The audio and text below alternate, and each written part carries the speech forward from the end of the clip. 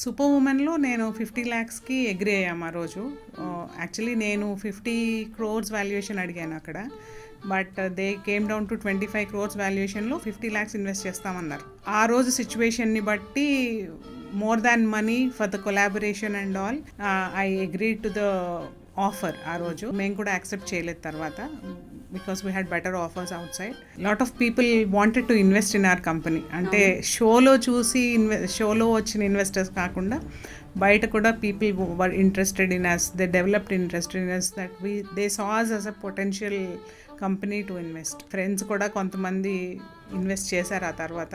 షోలో చూసిన దానికంటే హయ్యర్ వాల్యూలో ఫ్రెండ్స్ అండ్ ఫ్యామిలీనే ఇన్వెస్ట్ చేశారు.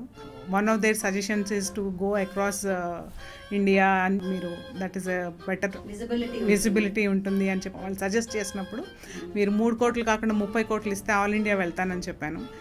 ఆ 3 కోట్లు ఇవాళ మేము రేస్ చేసాం యాక్చువల్గా లాస్ట్ ఇయర్. అండ్ ఆ 3 కోట్లు రేస్ చేసిన దాంట్లోనే ఇవాళ మేము ఆల్ ఇండియా 13 స్టేట్స్తో ఉన్నాం.